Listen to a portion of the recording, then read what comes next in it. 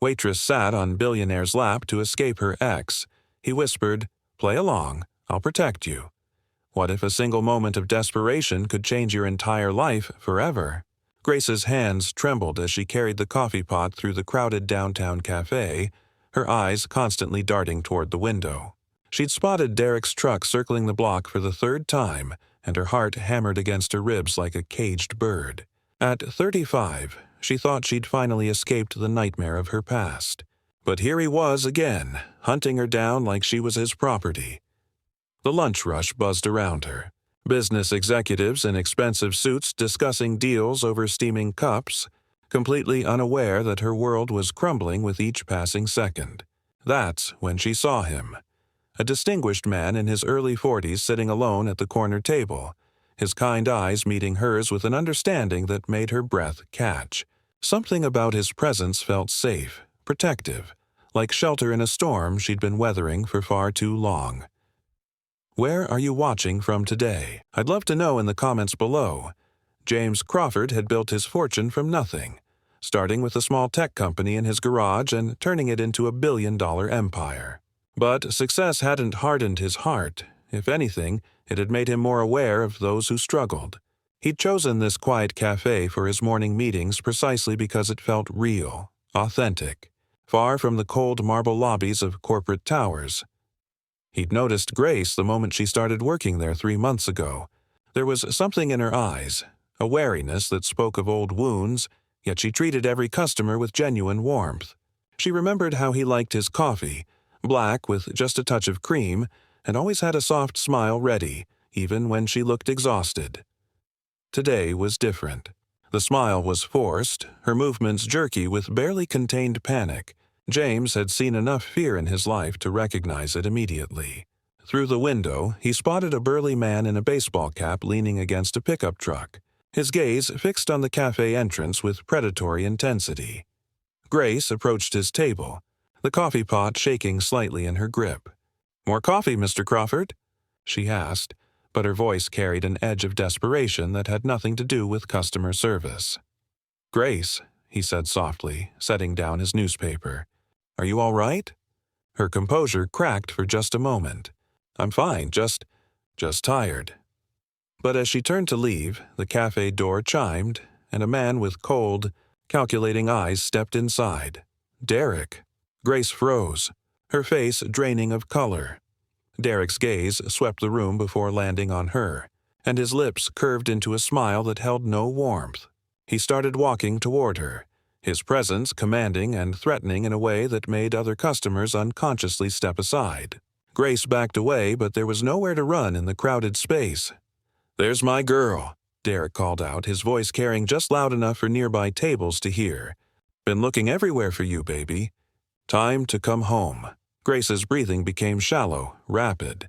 She looked around desperately, trapped between the advancing threat and a room full of strangers who had no idea they were witnessing the beginning of her worst nightmare.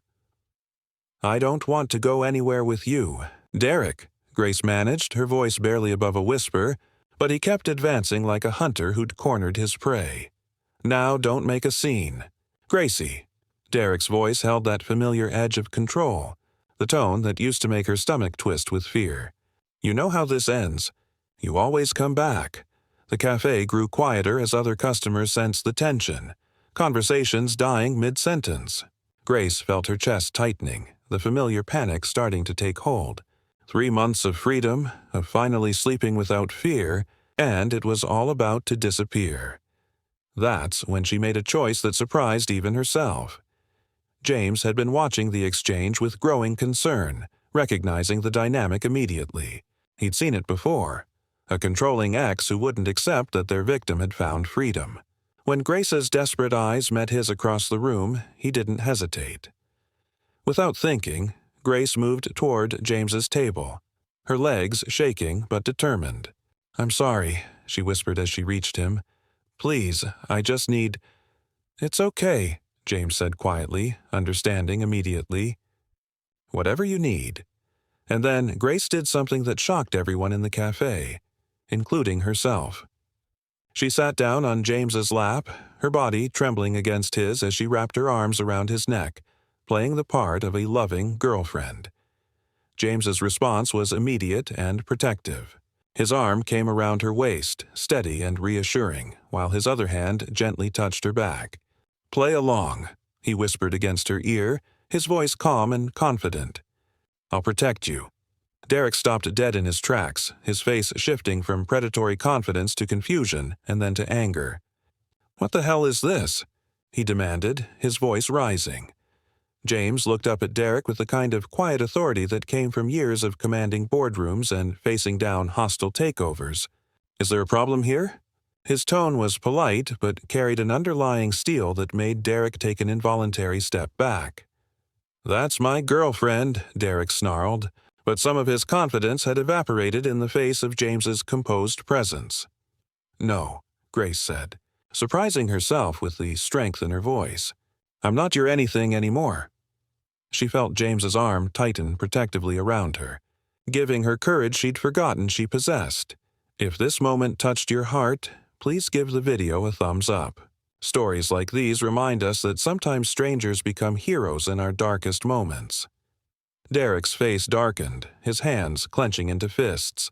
"You think some suit's gonna protect you? You think you can just disappear on me?"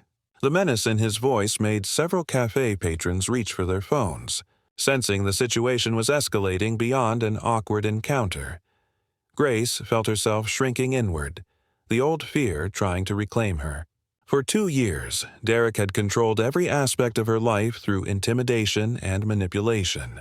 Even after she'd finally escaped, she'd been looking over her shoulder. "Knowing he'd never stop hunting her, I think," James said, his voice carrying the quiet confidence of a man who'd never backed down from a fight. "That the lady has made her feelings clear, and I think you should respect that. You don't know what you're getting into, buddy." Derek stepped closer, trying to use his size to intimidate. "Grace and I have history. Real history. Not some fake little show she's putting on for you." That's when Grace spoke up, her voice stronger than it had been in years. "Our history is exactly why I left, Derek. Because you couldn't understand that love isn't about control or fear or making someone feel small. It's about trust and respect and—" She looked at James, seeing something in his eyes that Derek had never shown her. "And feeling safe," Derek's face contorted with rage. "Safe? I protected you. I took care of you when nobody else would."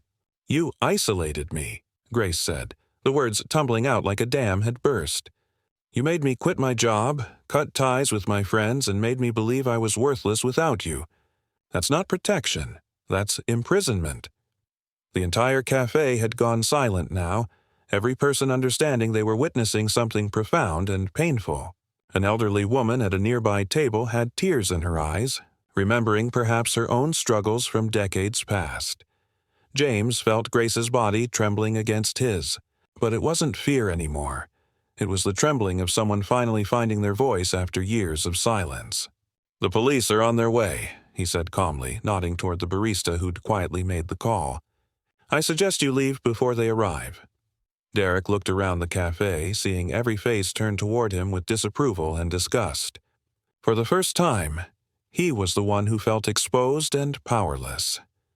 Have you ever found the courage to speak your truth when it mattered most? Let us know in the comments. Your story might inspire someone else who needs to hear it today. Derek stormed toward the door, but turned back one last time. "This isn't over, Grace. It's never over." The cafe door slammed behind Derek, but the tension remained thick in the air. Grace still sat on James's lap, her whole body shaking now that the immediate threat had passed. She suddenly became aware of where she was, of what she'd done, and embarrassment flooded through her. "I'm so sorry," she whispered, starting to pull away. "I shouldn't have—" "Hey," James said gently, his hand steady on her back. "You have nothing to apologize for. You were brilliant." 2 police officers arrived within minutes, their presence immediately calming the atmosphere. Grace slid into the chair beside James as she gave her statement, her voice growing stronger with each detail. She showed them the restraining order she'd filed months ago, the documentation of Derek's violations, the photos of bruises she'd been too ashamed to show anyone before. "We've been looking for him," Officer Martinez said, his expression grim. "There are 3 other women with active cases against him. Your testimony could help put him away for a long time." As the police finished their report and left to search for Derek, the cafe slowly returned to normal. But Grace felt anything but normal. For the first time in years, she felt powerful, protected, and, most surprisingly, hopeful. "Thank you," she said to James, her eyes bright with unshed tears. "You didn't have to do that." "You don't even know me." "I know enough," James replied, his voice warm. "I know you're brave, even when you don't feel like it. I know you make the best coffee in the city. And I know you deserve to feel safe." Grace laughed, a sound she'd almost forgotten how to make. "The coffee's actually terrible here. I've been trying to convince my boss to get a better supplier for months." "Maybe you should open your own place," James suggested, and something in his tone made her look at him more closely. "I happen to know something about starting businesses. And I have a feeling you'd be amazing at running your own." The idea had never occurred to her. Derek had always told her she was too stupid for anything like that. But sitting here now, seeing herself through James's eyes, she felt a spark of something she'd thought was gone forever. Ambition. "I couldn't possibly," she began. "Why not?" James asked simply. "What's stopping you now? If you've been enjoying this story of courage and new beginnings, subscribe to our channel for more heartwarming tales that remind us love and hope can triumph over fear." 6 months later, Grace stood behind the counter of her own small coffee shop, Fresh Starts Cafe, watching the morning rush with a satisfaction she'd never imagined possible. The walls were painted a warm yellow that reminded her of sunshine, and local artists' work hung throughout the space. But her favorite spot was the corner table where a certain businessman sat every morning, reading his newspaper and ordering coffee, black with just a touch of cream. Derek was serving 18 months in prison after 3 more women had come forward with their own stories. The restraining order was permanent now, and Grace slept peacefully for the first time in years. But more than the legal protection, she'd found something infinitely more valuable. She'd found herself again. James had been true to his word about helping her start the business, providing not just financial backing but genuine guidance and support. Their relationship had grown slowly, carefully, built on trust and respect rather than fear and control. He never pushed, never demanded, never made her feel anything less than completely free to choose her own path. "The usual?" Grace asked as James approached the counter, though they both knew it was more ritual than question by now. "Actually," James said, his eyes twinkling with mischief, "I was thinking of trying something new today. What do you recommend?" Grace smiled, understanding the deeper meaning in his words. They'd both been trying new things lately. Grace had enrolled in business classes at the community college, and James had started volunteering at a shelter for domestic violence survivors. They'd learned that healing happened not just in grand gestures, but in small, daily choices to build something better. "I've got this new blend," Grace said, reaching for a different canister. "It's called Second Chances. It's got a smooth finish with just a hint of sweetness, and it's stronger than you might expect." "Perfect," James said, watching her prepare the cup with the same care she brought to everything in her new life. "That sounds exactly like what I need." As she handed him the steaming mug, their fingers touched briefly, and Grace felt that familiar warmth that had nothing to do with the coffee. She'd learned that real love didn't demand or control. It simply stood beside you, steady and strong, offering support when you needed it and space when you didn't. The morning sun streamed through the cafe windows, casting everything in golden light. Grace looked around at her little kingdom, her customers chatting over breakfast, her employees laughing as they worked, James settling into his corner table with his new blend of coffee, and felt a deep sense of peace. Sometimes the bravest thing you can do is trust someone enough to let them help you. Sometimes salvation comes in the form of a stranger who whispers, "I'll protect you," and means it. And sometimes what starts as an escape becomes the beginning of the life you were always meant to live. If you enjoyed this story of courage, love, and new beginnings, please remember to like this video, share your thoughts in the comments below, and subscribe for more heartwarming stories that remind us hope is always possible. Thank you for joining Grace and James on their journey. May you find your own fresh start when you need it most.